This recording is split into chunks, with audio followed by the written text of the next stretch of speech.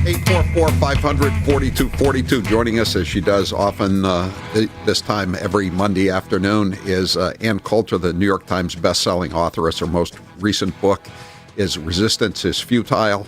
And she's a former lawyer. I think she's worked on some obstruction cases. Ann, I want to get your take on the Mueller report, such as it is. What did you think? I mean, now there's no crime, there's no collusion. Not that collusion is a crime. There's no obstruction, but the Democrats say, well, maybe we should impeach anyway. Well, that's actually a pretty good summary. I haven't seen liberals so hysterical since every single time they talk about Richard Nixon and Watergate or Trump himself. This is absolute complete madness. The theories they are foisting, acting as if, oh, yes, of course, this is an obstruction of justice, are so dangerous and so deranged. I really am looking forward to Mueller trying to explain how you can have an obstruction case when the President of the United States is exercising his constitutional authority as president, which is part of the separation of powers. Keep in mind, he has full authority to fire the head of the FBI, to fire the Attorney General, to fire anyone working for the Attorney General, to direct the Attorney General or the FBI to engage in a particular investigation or to stop wasting resources on another investigation. So, the lesser includes the whole. If you have arguably, even if there were collusion, the president couldn't be charged with obstruction for engaging in his constitutional authority. But without any underlying law breaking, and to have these lunatics comparing it to Bill Clinton, you need an ongoing proceeding. And it can't be a proceeding that the president is the head of. So Mueller's investigation is not equivalent to, for example, Paula Jones' lawsuit. Right. She had brought a civil rights lawsuit, right.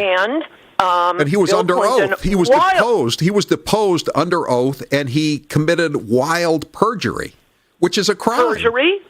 Subornation of perjury, hiding evidence. For those of I go through a point-by-point comparison in Resistance is Futile, by the way. And one thing that's been driving me crazy, I mean, this is the problem with zealotry. To the extent you even have lawyers talking about this on TV, they are just saying crazy things. One thing that you will hear laymen say a lot, and that is including President Trump back when it was Hillary Clinton, answering I don't remember. There is nothing the matter with saying I don't remember. Well, he did it 30 times. Depositions, And you're allowed, if you don't remember something, it would be a lie not to say I don't remember. The point here is, I think I can make this point very clearly. Okay. Bill Clinton was getting repeated oral sex from Monica Lewinsky, repeated, in the Oval Office. When he was asked, were you ever alone in the Oval Office with Monica Lewinsky, and he said, I don't remember, that's perjury. Right. Well, how about the fact that they're angry that Trump said that, I think, 30 times, that he couldn't remember something. Comey said it, I think, 245 times in his sworn testimony. I'm telling you, quantity is irrelevant. The quality is what matters here. Is it something plausible that you did not remember? Again, if you were repeatedly receiving oral sex, repeatedly from an intern, suborning her perjury, suborning the perjury of your secretary, hiding gifts you had given her, chattering with congressmen on the telephone about sending troops into battle, while Monica is under the desk giving you oral sex and you are asked, what were you ever alone with Monica Lewinsky? And you say, I don't know. That is perjury. That is hiding evidence. It was depriving Paula Jones in a legitimate procedure, and Bill Clinton, or the president, does not have authority over. He wasn't the boss of Paula Jones. Well, he was when he dropped his pants and said, kiss it. But he wasn't the one. He was in no position to fire, for example, Paula Jones' attorneys. To fire the judge overseeing Paula Jones' case. Here you have a president, Donald Trump, exercising the powers of the presidency. If they don't have arguably, even if they do have an underlying legal violation, he's still the president. He can still say no investigation here. Here are some examples. Remember, Bill Clinton, the president, as you know, has the authority to pardon. Bill Clinton pardoned Susan McDougal in a completely separate investigation. She had gone to prison for refusing to testify about the criminal acts of one Bill Clinton. She was held in contempt of court because she refused to answer questions about Bill Clinton, and before he left office, he pardoned Susan McDougal so she could never be asked. Was that investigated as obstruction of justice? What do you think, all these MSNBC lawyers would have said to that? No, he's the president. He has the power to pardon anyone. Well, what gets me too, Ann, is here it turns out that there was no crime. That number one, he did not commit a crime, and what makes it even worse is there was no crime. So he's charged with committing a crime that did not occur. And he becomes angry about it and swears in the Oval Office and tells people to get rid of it. I mean, who wouldn't have the exact same reaction? What are you supposed to do? Just let him frame you and eject you from office and put you in prison if they could? What was he supposed to do? Well, like I say, he had full authority to not only fire Comey, but to direct the FBI and say that, look, this Russian collusion investigation is a waste of time. You're wasting your time. As I also point out in Resistance is Futile, Bill Clinton did that to the FBI when he became president. He told Janet Reno and directed the FBI. There was a lot of FBI agents complaining about it at the time, saying he wanted, stop looking at this other stuff like terrorism. We want you looking at abortion clinic protesters. And all these FBI agents were going crazy, saying, oh, my gosh, we're chasing ghosts. They think it's much like their obsession with white supremacists and the alt-right now. Bill Clinton, because, the Oklahoma City bombing and just generally love of the abortion ladies, he directed his FBI and Janet Reno to devote just ridiculous resources to going after pro-life groups. Meanwhile, Osama bin Laden back in Afghanistan plotting 9/11. Could we prosecute Bill Clinton for the stupidity of directing resources to be wasted on pro-lifers instead of Islamic terrorism? And I actually read that over the weekend. I actually read one of Clinton's ex-aides saying, we could have gotten Osama bin Laden, but we were obsessed with the Monica Lewinsky matter. The scandal. They were obsessed with pro-lifers. No, I agree, but they're using that as that's their latest excuse. So do you think Bill Barr is going to be able to take off the gloves and go after these people? This was a failed coup attempt against a duly elected president of the United States. Yes, it was. I mean, I'm almost hesitant to argue that how absurd these arguments are, but they will not allow any sane person on their network, so they just get wilder and wilder. I mean, they just think anything Trump does is corrupt. That is the definition or part of the definition of obstruction of justice, to interfere with an investigation by destroying evidence, suborning perjury, perjuring yourself. He didn't do any of that. There was no proceeding yet. It was just the Department of Justice that exists. And finally, to do those things corruptly, well, the left or the media, what am I saying, one and the same, they just assume everything Trump does is corrupt.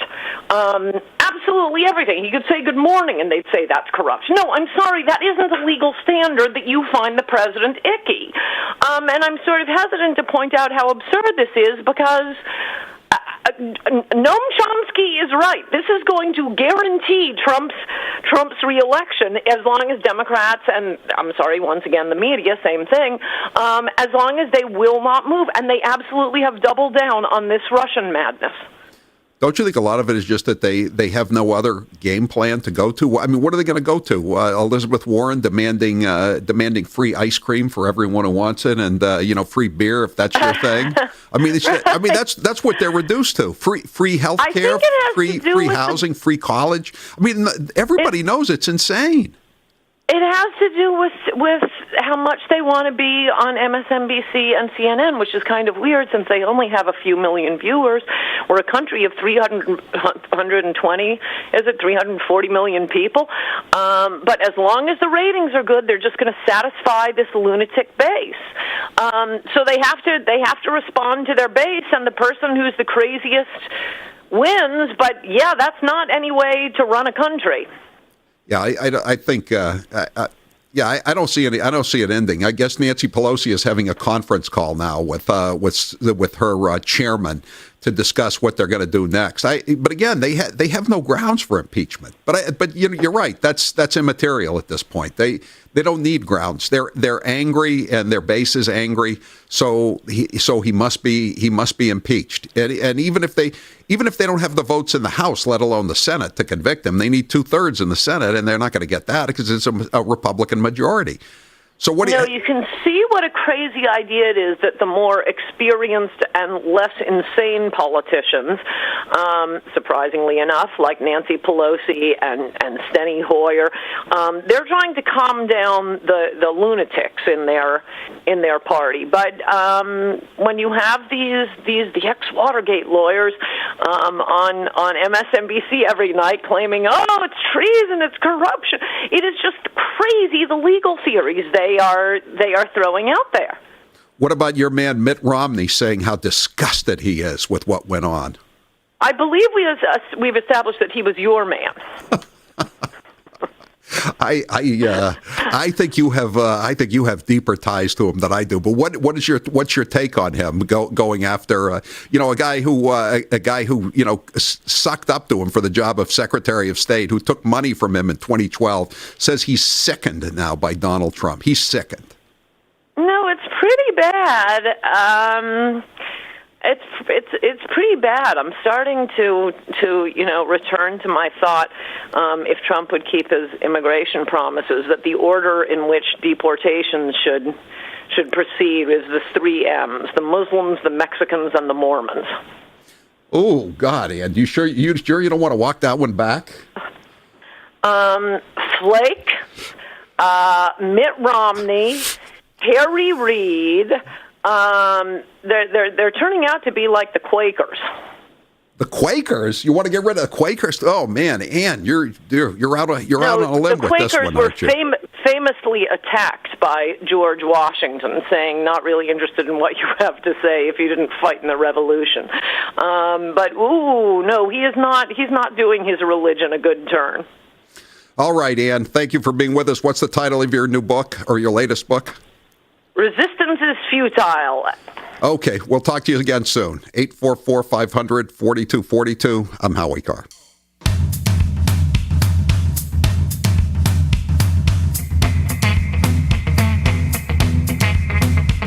You just watched Newsmax TV, America's fastest-growing cable news channel. Subscribe to our YouTube channel for breaking news and give us a thumbs up. If you like this video, then share it with your friends. Remember, you can watch Newsmax TV live on YouTube. Newsmax TV, real news for real people.